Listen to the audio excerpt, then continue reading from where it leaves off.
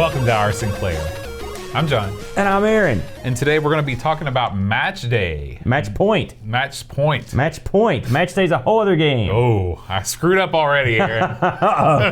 I know you looked at match point because match day, I believe, is a football game. That's true. That's true. So, Aaron, yes. I know that you're kind of a tennis expert. That's true. You did spend some time in your younger years playing the great sport of tennis. A lot of people find that difficult to believe, but it's true. I did letter, and amongst the letters I had in high school I was on the tennis team. Horrible player, but I did play. I did have some decent victories. Did you have any overhand smashes? No, most of my attacks were underhanded. You know what I mean? You know, like putting icy hot in guys' bags so they couldn't hold on to their thing, or when no one's looking, whack them. You know, Jim Cornette style. Your general tennis moves. No, but I loved tennis back when I was in high school. Tennis was really on fire. I was going to say, what was it that attracted you to join the tennis team? It's one of those things my buddies were playing, and so I thought to myself, this tennis team has a distinctive lack of 250-pound tennis players on it, and bam, in tight white shorts.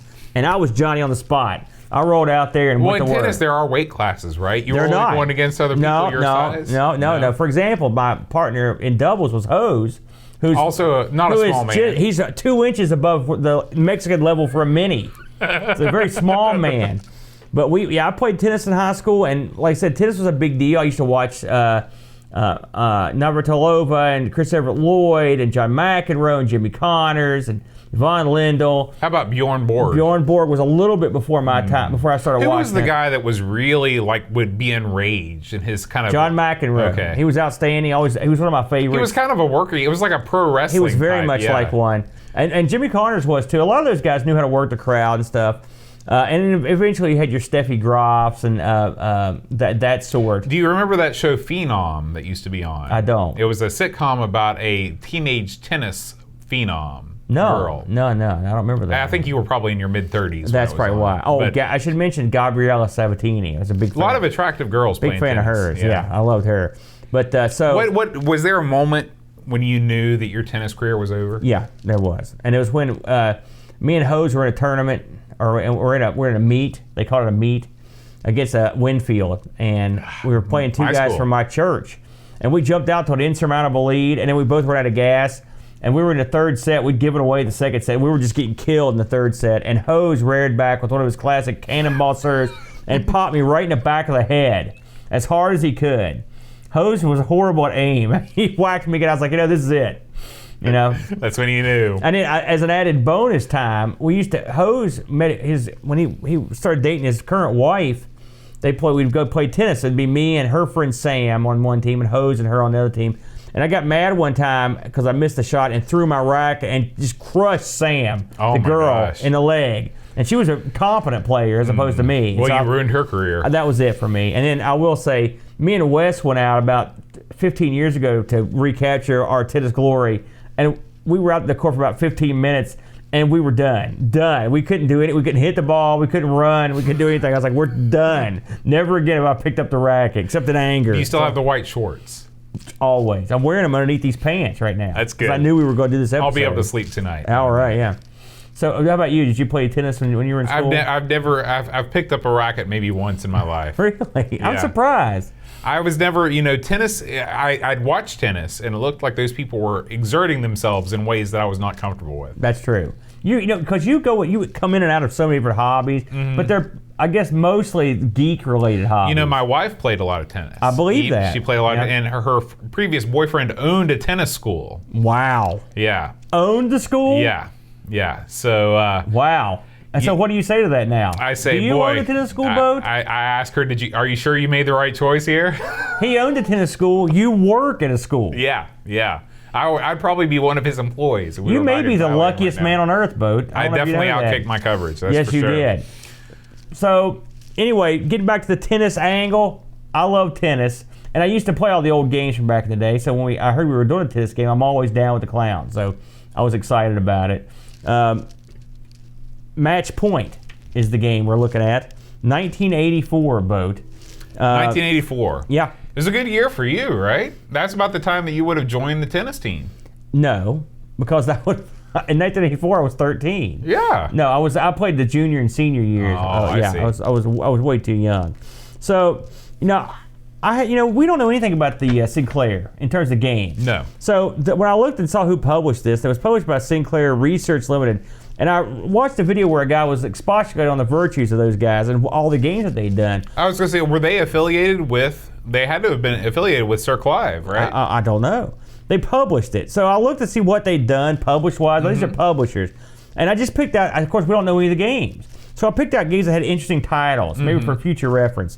They did a game called Escape. That sounds pretty cool. Yeah. Because I like the radio show. They did a game. They did the Horus game. I like the Horus games. Now I've heard these games. They're much. They're very divisive. These Horus games. Well, I think a lot of the Horus games are just straight up riff-offs of other games. Okay. But something like Horus Goes Skiing, very, very competent game. And then they did. Get this. They did Return of the Jedi. That's kind of interesting. I don't know what it is. Return of the Jedi? That's a Star Wars Here's film. the one. I know that. And they also did Oil Strike, but here's the one I'm really interested in. And they did tons more than this, by the way. They did a game called Disco Dan. Ooh. If there's ever a game that we need to cover on this show. Put that on the list, Disco Dan. Calling all Clive's Club members. Now, this was put out by Psion Software Limited, a.k.a. Steve Kelly. I looked at see what Mr. Kelly had done. He's done backgammon, a couple backgammon games, checkered flag, computer Scrabble, and something called Magic. Might be interesting. So he has a pedigree of sorts. This game is will support 2 people. Pretty cool. There's not doubles; it's only singles, but still kind of neat. You can play simultaneous. It's got it supports joystick and keyboard. When this debuted, Bud, just for fun, what do you think the original price on Match Point was? Boy, I'd say $9.99. You're close. It's £7.95. Yeah. Which was a lot of money to most Britons back in the day. And then it was rationing. It eventually came out to £3 when it was on a budget price. Now, you ever go to a website called the Cutting Room Floor? Have you ever heard of that? No. I love this site because you get all kinds of interesting little tidbits from games that you wouldn't normally see. And this game was actually amongst the ones in there. And it had a message that the developers put in it, which I'm assuming this is from Steve Kelly. And you can only see this with a hex editor, but here's what it says. It says, in caps, I might add, if you have disassembled this code and intend making copies for resale, friends or other, bear in mind you are a thief, and that 4 people spend a great deal of time, effort, and sleepless nights producing this program. Then it's got a dash, Steve, Ann, Marie, and Steve T. A few quid isn't that much to pay. Now let me ask you a question. Yeah. Why would you bother disassembling the code to sell copies of this game? Well, because I guess you could get rid of the change. get rid of the copy protection, Yeah. and then that's not all. There's an extra bit here, dedicated to the girl. This is romantic, but dedicated to the girl who takes my breath away, and it's the greatest thing. That's written in there too. What does that mean? What's the greatest thing? He dedicated this game to the girl that takes his breath away, and her ability to do that is the greatest thing. I think that's very sweet. So, number 1, don't pirate this. Number 2, this guy loves his girl. He put it in the source code. It's in there. It's in Buried there. I think that's awesome. Yeah. Well, you don't seem impressed. If someone did that to you, you wouldn't be down with that? Well, I'd never see it because I don't know how to access source code. Pirates would see it. And Okay. pirates were moved. That's that might have kept They are an emotional bunch. Let's talk about this game. So, it's a tennis game, Boat. You come up to the main menu. You can select. You've got your difficulty selection. You've got your, and I believe it's quarter, semi, and finals are the different, the different variants of game, which basically means how difficult and quick it runs.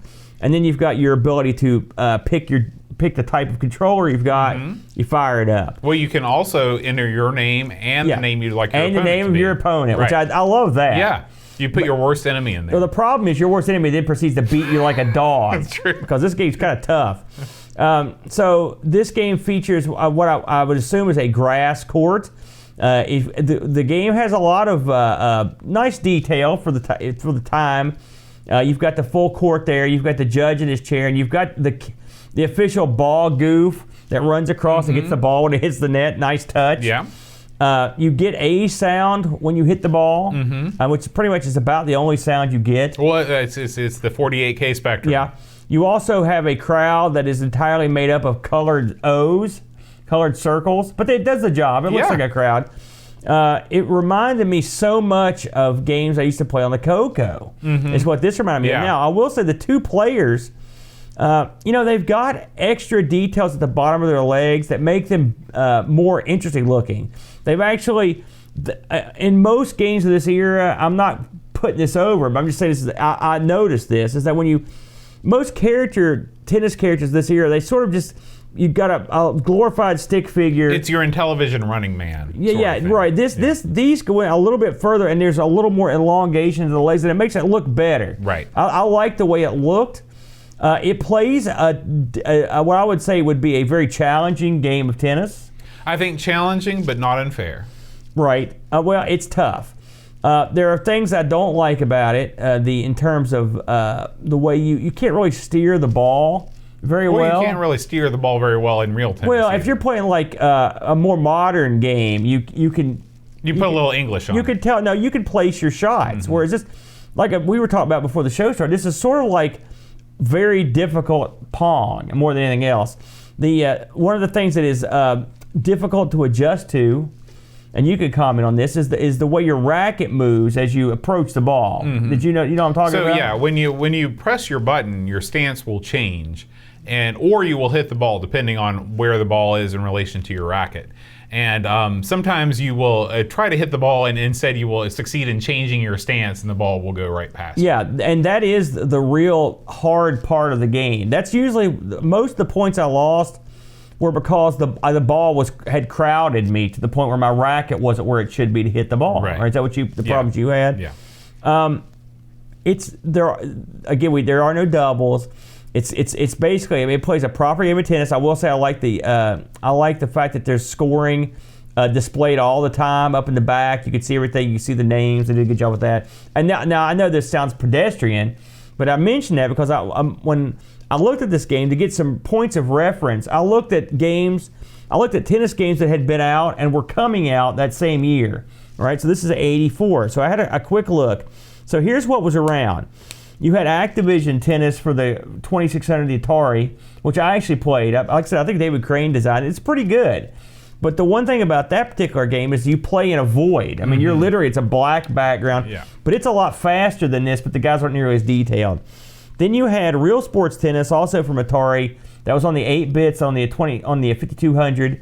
It's okay. It's got better sound than this. I've found the Real Sports series, by and large, I've not played this game, but I've never been impressed with any of those games. Well, I thought this one was okay. I'd played this one before, and it sounds better. It's faster. Both the Atari games were faster. I'm not sure. It helped. This thing gets faster if you play it harder level, but then it gets impossible. Yeah, faster is not necessarily better. Well, this thing's really slow. Do you think so? I do. I think it's real floaty and slow, especially when you put it on that first difficulty, which is what I played on.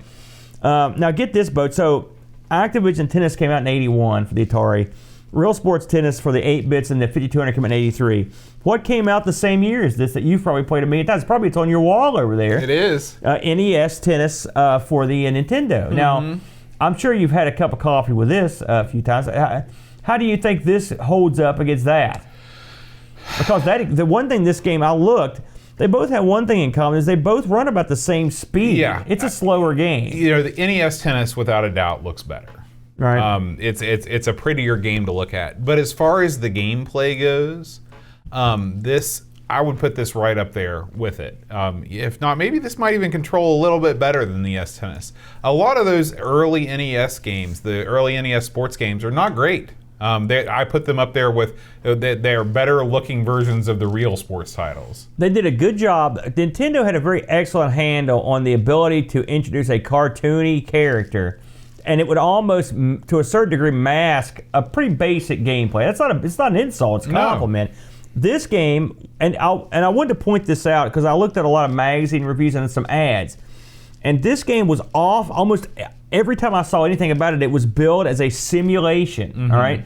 Now this seems hilarious or even hokey by today's standards, but people did not look at this as just a tennis game for kids. They looked at this as a proper tennis simulator. Right. And simulators were a big deal back in the day. Oh, yeah. In the early days, because they tried to tell you, listen, you're not just playing a game, this is an experience. We're simulating the actual sport of tennis. If it's a rainy day and you can't go out on the court, you can do this instead. Exactly. I mean, it seems, really, it's almost quaint now, isn't it, that kind of thinking? But this was something I used to see quite often back in you read when I was any of a those kid. old magazines, yeah. Yeah, and baseball was the same way. This is a baseball simulation, and it was to a certain degree, and just like this is a tennis simulation. But what made this a simulation versus, say, Atari or Nintendo is like the little things that they put in, the strict adherence to the rules. You've got your judge. They made it look like you would see a tennis match on TV, which I think was good. Aside from the controls were fine, as you mentioned, except for the fact that it's tough to judge. That racket change was difficult, and sometimes it was hard for me to judge, where the ball was coming in. All right, now this game did have one of the problems that almost every tennis game ever made has.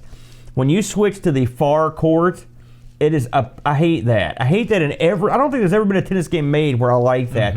There have been a couple that I play that you could turn that off and you're always on the forecourt. But playing in there, I don't know what it is about that. Do you have that problem as well? I would much rather play in the forecourt for sure. Yeah, absolutely. But in this game, playing in a forecourt, it's just as well. Everything's fine. It controls well, but it's just difficult. It's got to be a mental thing, or maybe just judge the distance. Yeah, it's the way that you judge the distance of the shot that I think is effective. Now, one thing when I played this game, and I'm going to talk to you about how you played it, but when you play tennis, the general rule is never play that midline. You either play the back line or you go to the net. See, this is why I'm glad you're on the show. Yeah, if you play that midline there, it's like the zone of death because you're in a bad spot.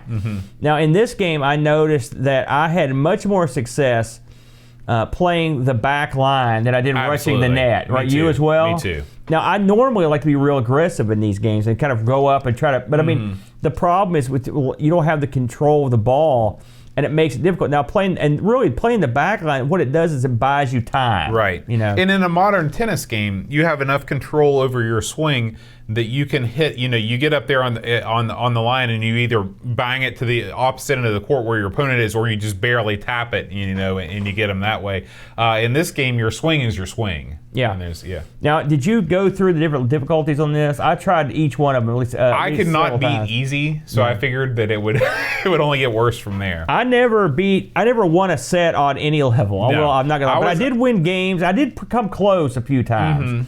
I found the computer more than worthy adversary, and again, the frustrating part of this was just when you hit the ball, you just felt like you were cast for a win. Serving on this was not.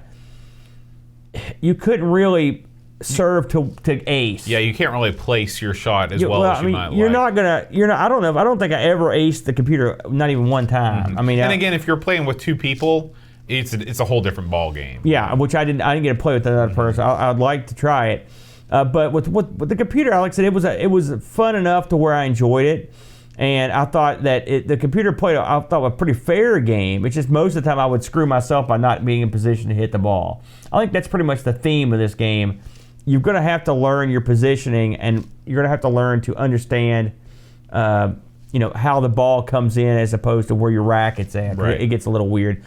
Any other thoughts or observations on this one? This is a real interesting game. Have you ever heard of Dieter Rams? Okay, so Dieter Rams he's one of the main influences on Apple product design. He worked for Braun for a long time, which makes razors and all kinds of other stuff. Yeah. And he's all about stripping everything down to its essential components. And to me, that's what this game is. I mean, you've got two guys with rackets. You're running around the court. You're hitting the ball. You've got the score up there. Yeah. You've distilled everything from a tennis match down to its barest components, and you've got, I think, pretty good gameplay. I mean, for tennis games of the time, I think you'd be hard-pressed to find a tennis game that plays better than this one. It's been a long time since I played the David Crane tennis. I just playing this game makes me want to go back and compare it. But I would be very surprised if that game played better than this game. It's been a long time since I played it as well. I remember liking it a lot, and I will say graphically, this one is better. But that one does speedier, and it does have better sound. This one, but I would call this more of a simulator than that because this one has more of the atmosphere of tennis, which is more important. We were talking. Some people don't like any tennis games on any system, and I have liked some. I like that. What is it? Tennis Cup 2. It's on the Amiga. I never can remember the name of that particular one, but it's a sequel, and I love that one. And I also liked the Dreamcast tennis games. Very good. Quite good. The 2K Sega 2K tennis or whatever. Those are really good games. But really, by and large, tennis games are difficult. I played one on the 3DO that was horrible. I've played a couple other ones that were just. They're not that good. Remember that we also played another wacky one on the Amiga that was real questionable. I may have done Amiga's play on that one, but it was another one that was really strange. That's one of those that has the kind of Prince of Persia style graphics. It was real strange, and you could actually free roam in the clubhouse or whatever. It's kind of strange, but this one is the tennis distilled to its most basic parts. Something else I wanted to mention is when these guys switch courts, it's almost the old illusional switcheroo because the two characters run to the exact same point. And then it looks like almost like they just run. They pass through each other. They run right back to the great courts too. Thank you, Lobs Terminator. That's exactly what I was trying to think of. But I thought I got a kick out of that. I like when a game. The programmer did go out of his way to add a little atmosphere to this, and so that goes a long way with me. So I looked up some reviews on this one. This reviewed real well. If you look.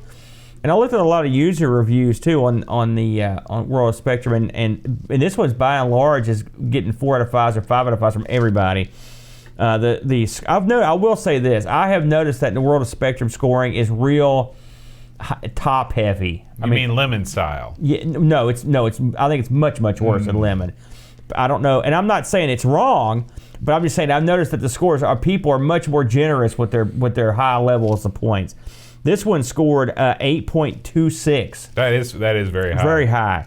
I just looked up a couple reviews of this one. Crash gave this an 89%, which is, I think, that's probably about right if you given the time. I think that's very... Again, if you look at what was available, this would have looked quite nice. And Sinclair user gave this 9 out of 10. And again, I read their review. I read both those reviews, and they both mentioned simulation over and over. So I don't know. I wonder if that's a buzzword, or the people that made this were trying to push that out there, or that's just the way they were building this stuff. But they loved mentioning that it was a simulation. I looked this up on eBay, and believe it or not, you could actually buy this. Of course, not here, but in the UK. The tape complete.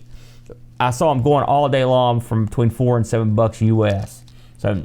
It's a cheap date. Cheap as chips. Yeah, if you want to pick this one up. But overall, simple is not always bad, and in this case, simple worked okay. Yeah. I like tennis, so it kind of hit me where I like to live. We got some reviews from our Discord community here. Oh, great. Pixels of Dawn says, tennis is notoriously hard to simulate, and while this is a decent, if quiet attempt, it's murdered by an inability to gauge the height of the ball. And the fire button being used to both hit the ball and to switch stance. Yep. Leading to my signature move of wait for the ball to arrive and then pull the racket out of the way. Olay! 4 out of 10. How many times did you do the racket dance? You would come to the ball and go like, whoop, whoop, whoop, whoop, whoop, whoop. I did the racket dance a bunch of times. And then you scream at the screen, no! Chris Fold says, I had this game as a kid and I never liked it. Guess what? Still don't like it. The control method is just not intuitive enough, and after 30 minutes, I just wanted to throw my stick at the wall, as yet again, I pointlessly switched sides instead of hitting the ball. But hey, it did come out in 84. 5 out of 10. Ooh. And finally, Graham Vebke says, for 1984, this is a decent tennis game. It's not Pro Tennis Tour, ZX Spectrum or C64, nor Final Match Tennis, PC Engine. But it is simple enough to just pick up and play. Don't expect spin shots or drop shots to be performed on demand, and chasing some shots can be a challenge because this is purely a timing-based tennis game, which is almost at times like vertical pong. There you go. There you go. 6 out of 10. So thank you. And as always, if you are a Patreon supporter of the show, you get access to our Discord server in which you can post your own review, which we will read on the air of the game of the week. This game also had, as far as I could tell, it got ported over to a couple systems. I don't know where the original version was, but apparently this came out on the C64 and the Amstrad CPC as well. So it'd be interesting to see how those versions fared against I've been walking down that dark CPC path again. The Amstrad, it looks good, doesn't it? It's such a great looking I like machine. and the Beeb. They're all fun. Yeah. They're all a lot of fun. We got some feedback this week, Aaron. Oh boy, okay, let's hear it. This is from the Huck. The Huck. Our boy down in New Zealand. He says, "Hey guys, I'm really enjoying the Our Sinclair podcast as I'm discovering some games I've not played before. Although the Speccy was my second computer, I didn't really have many games for it, so it's great to see what's out there. Thank you very much for the time and effort you put into the podcast. You now cover both of my favorite systems. Cheers, the Huck." We love Huck. And the Huck, of course, gave us our own ZX Spectrum, which you are going to take to the lab this week to try and resurrect. Which you burn up. I did accidentally kill our Spectrum. It's not your fault, Bo. I apologize. It was a manufacturing defect. If you're listening now and would like to write in with some feedback on the show, or if you'd just like to share a Spectrum memory, we'd love to hear stories of how you got your first Spectrum, what games you were playing. Send us a line over at feedback@oursinclair.com. Or you can leave a message on our YouTube video. However you want to get a hold of us is fine. We'd love to hear your stories of the Spectrum, because again, this is just something that was not around in the United States. I'd like to hear where people bought them, or like if they got them for Christmas. We have no realm of. We have no point of reference. That's right. We don't know. We just don't know. So it makes it interesting because these never came over here. So I'd be interested to see where you would get one of these over there. Yeah. Computer store, Kmart, where I don't know. Who knows? Right. So, I would like to remind everybody, if you do like this show, you can feel free to throw us a couple bucks every month over on Patreon, patreon.com/Our Sinclair. Just like our awesome supporters, Harbonaut, Graham Vebke, Frodo NL, Tapes from the Crypt, Pixels at Dawn, Chris Folds, Paul Harrington, and Christopher Hassel. Thank you all so much for supporting the show. I also want to mention that if you are a fan of Pixel Gaiden, which is a podcast I really enjoy, they're doing quite a bit of Spectrum coverage over there. They're really getting into Eric Nelson and I'm glad you mentioned him, because he just became a supporter this week and I didn't put him on the list. Yes. Eric Nelson, thank you so much. Yeah, Eric Nelson's if you were into, they have a more modern slant than us because we don't play much new stuff. No, I haven't picked up a controller since 2002. These guys remind me of us in a lot of ways because they dip their toe into. They're like us with a lot more money. Yeah. Because they've got every system with every possible awesome mod for it. Those guys, they're out in California. They've got options. They're just buying systems left and right. Eric Nelson's got the ultimate BBS setup. It just every week it seems like he's BBSing in on another classic computer. He's living the life of a champion. They've got it all, and they've just got cherried up. Well, Eric's had one for a while, but they've just got cherried up Spectrum stuff. They've got all this awesome stuff. I learned a lot about new classic hardware that's been upgraded into new stuff from that show, and I really enjoy it. And Eric's a good guy too, and as partner, I like both of them. They've got a lot of personality. But all that aside, if you need some more Spectrum coverage, those guys do a good job. At least they have, when they bring it up, they always have a lot of fun things to say about it. On the Amigos show, one of the many reasons people decide to become supporters is because I sing their name in my dulcet tones. Oh. Over in the chat, they're having a big discussion right now talking about how I've done enough. I've done my part. It's time for you to come up with some interesting way to announce our support. Maybe I should rap them. Give me a beat. Give me beatbox me. Yeah. So maybe that would be the end of that show. We'll be back next week with a little something. Oh my God! Are you kidding me, bud? Yeah. I got nothing.